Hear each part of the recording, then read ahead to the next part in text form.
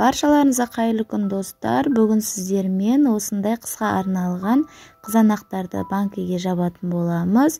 Видеоны соңына дейін қараңыздар, менімен бірге жасап көріңіздер. Ең алдымен банкілерімізді жуып тазалап суға булап аламыз, және де крышкаларымызды да суға қайнатамыз. Осындай хрен мен укропты қайнап тұрған суға жуып аламыз. Одан кейін қызанақтарымызды тазалап жуып дайындап қоямыз. Тәтті бұрыштарымызды да жуып тазалап осындай бөліктерге бөліп қоямыз. Және чеснок пен ащы бұрышты да видеода көріп отқандарыңыздай жуып тазалап кесіп қоямыз. Одан кейін мінекей осы буға қайнатылып ыстық суға салынып шыққан хреніміз бен укробымыз дайын тұр, және де банкілеріміз де дайын тұр. Бізге түйір бұрыш қажет болады, және лавр жапырағы, 70% уксус, қант, тұз және де банкі жапқыш қажет болады. Одан кейін бізге ең маңыздысы бұл жерде аспирин керек болады. Бұлардың барлығын соңында пайдаланатын боламыз. Ал енді бастайық. Ең алдымен осындай буланып тұрған банкімізге осы хренімізді саламыз. Одан кейін укробымызды саламыз.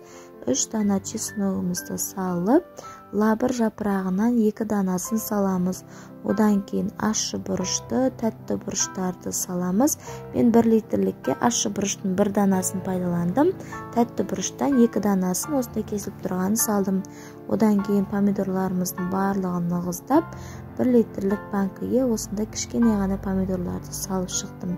Мінекей видеода көріп отқандарыңыздай, осылай барлық банкілерге помидорларымызды салып шығамыз. Мінекей мен барлық банкіге салып дайындап қойдым. Енді осы банкілерімізге қайнап тұрған ыстық суды құйып, кем дегенде жарты сағат көлемінде крышкасын жауып қоямыз.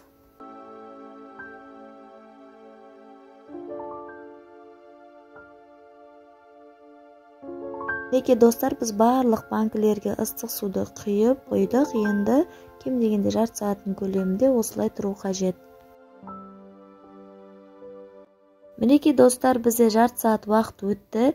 Енді барлық банкідегі суларымызды төгеміз.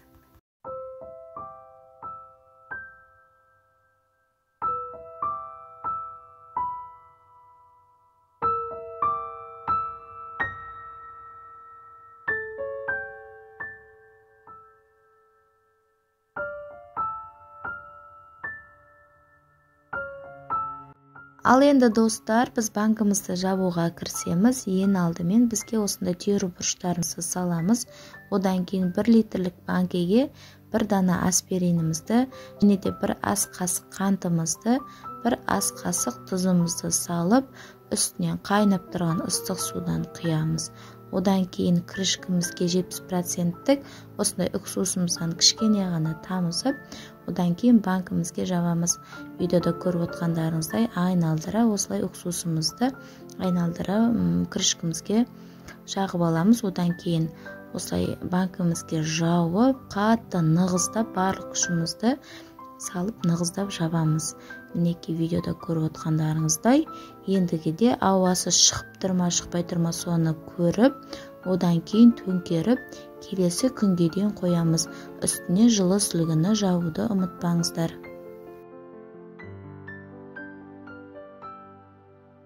Ал енді 2 литрлік банкіні жабамыз. Ол үшін бізге 2 дана аспиринді саламыз. Одан кейін 2 ас қасық қант саламыз. 2 ас қасық тұз саламыз. Одан соң түйір бұрышымызды саламыз. Және де қайнап тұрған ыстық суды құйып жабатын боламыз. Мінекей түйір бұрыштарымызды салдық. Негізінде 2 дана аспирин саламыз. 2 литрлік банкіге 1 литрлік болса 1 литрлік банкіге 1 дана, 2 литрлік банкі болса 2 дана салатын боламыз. Әрқайсысынан 3 литрлік болса жаңағыдай 3 дана салатын боламыз.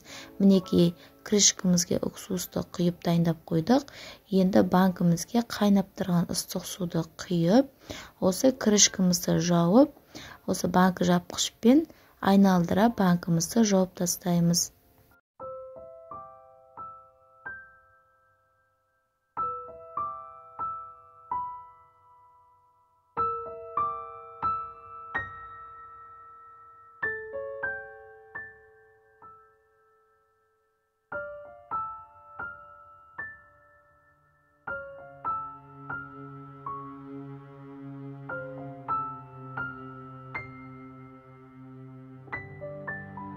Мінекей достар, біз 2 литрлік банкымызды жаптық. Енді осы жерде ауасы шығып тұрма, шықпай тұрма, соны қадағалайтын боламыз. Бізде ауа шығып тұрған жоқ. Және де банкымызды төңкеріп, келесі күнге дейін қоямыз. Үстіне жылы сүлгіні жауып қоямыз. Мінекей достар, біздің қысқа арналған қызанақтан жасалынған банкілеріміз дайын болды. Өте керемет болып шығып тұр. Тағамдармен қыстың уақытында жегенге өте керемет болып үйлеседі. Сіздер де жасап көріңіздер. Және де менің каналыма тіркеліп, лайк баса кетіңіздер. Алда талай жақсы рецепттер шығатын болады.